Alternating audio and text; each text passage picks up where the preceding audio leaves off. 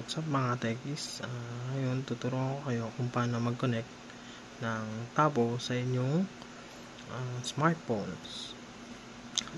Syempre kailangan natin una smartphones na may tapo app. Then kailangan din natin ng tapo device and router, wifi router.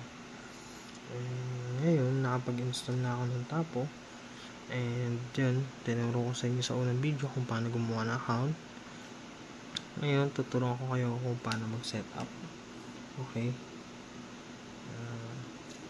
Phone. Ayan. Pupunta kayo sa phone.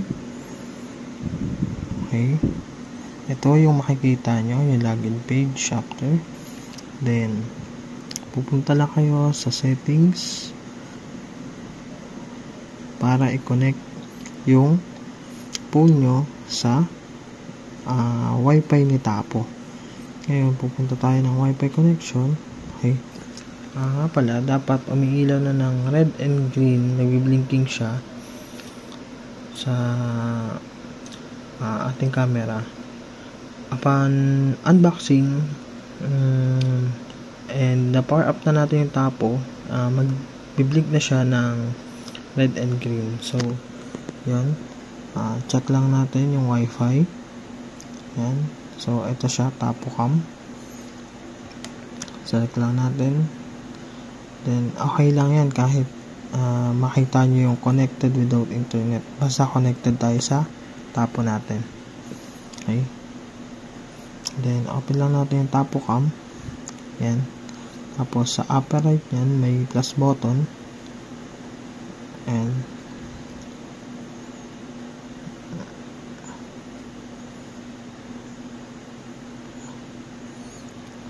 may plus button, tapos mag-add lang tayo ng device. Ayan. Ang model pala nito is Tapo C220. Ayan.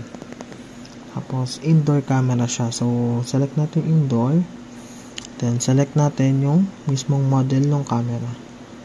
So ayan, makikita nyo rin naman yung picture.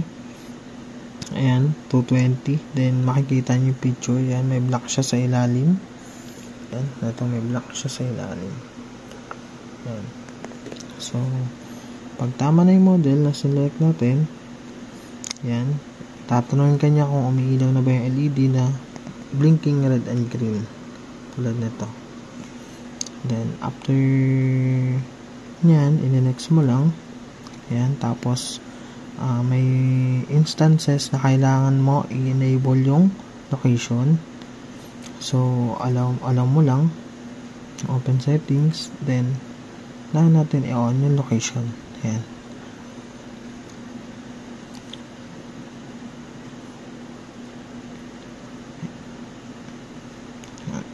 Pag next, ito na yung makikita natin. Ayan, connect tayo dyan sa tapo cam. Ayan. So nakita niya, pre-configure na yung device. So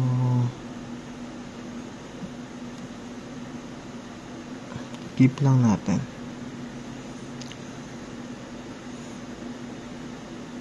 Ayan. So dito, tatanungin niya na kung ano yung wifi natin, which is yung sa router side na tayo ko connect.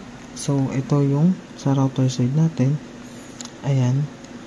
I-check mo lang yung wifi password, dapat tama. So check lang natin kung ano yung wifi password na to.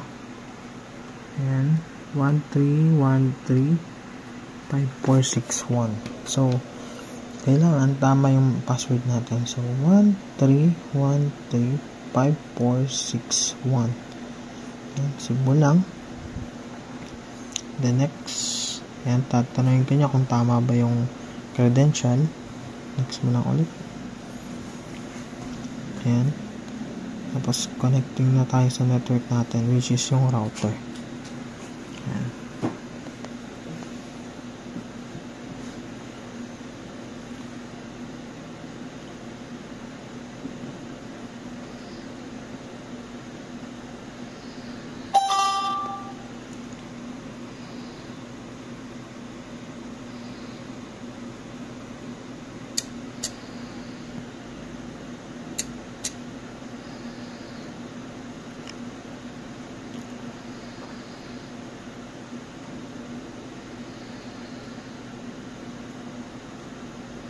Yan. Medyo matagal lang din minsan yung pag-connect ng camera dun sa router side natin. So, antayin lang natin yan.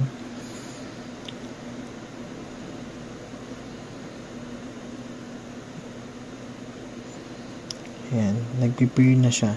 So, tama yung password and pairing na yung camera and yung router natin.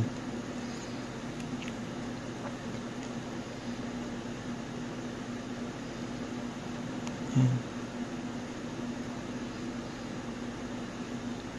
Ngayon, after nito, tatanungin kanya kung anong magiging pangalan ng tapo mo.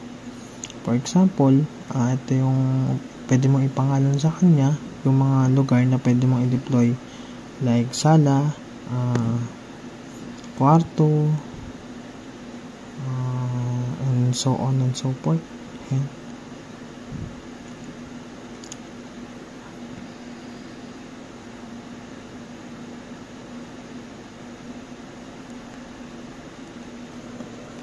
So, ayun, next step na, which is ito, naming na nung tapo natin, tapo device.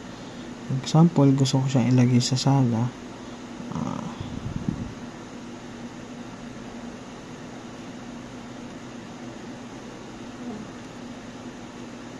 Next mo lang. Kasi ito naman, kung saan. Example, yun, sabi ko nga sa sala.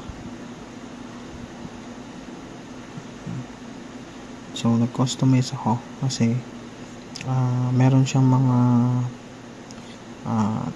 already set na doon sa app. Then, pwede mo na lang iselect dito. Yan, office, kitchen, hallway. So, pwede mo rin i-customize. Okay. So, next na natin. Yan, next yung icon. So, pipili ka dyan sa mga icon niya. Ang dami. So, ito na lang. Camera icon. Yan. Sounds good. And skip mo lang. Yan. So, ito. From 8 GB minimum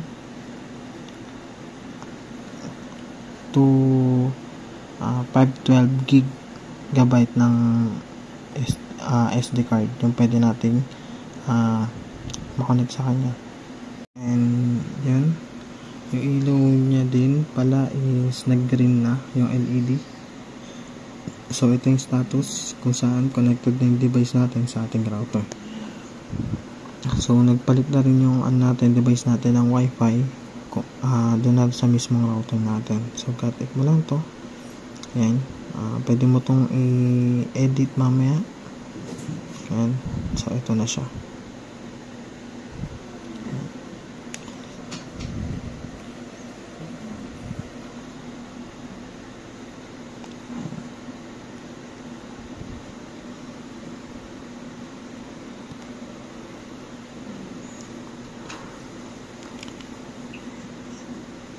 Ayan, may mga instruction siya. Ayan, mga zoom. Ayan, pwede mo i-zoom. Then ganun lang kasimple mag-setup ng TapoCam. So sa mga susunod na vlog natin, tuturo ko naman sa inyo yung ibang features or ibang process para meron kayong reference regarding sa Tapo.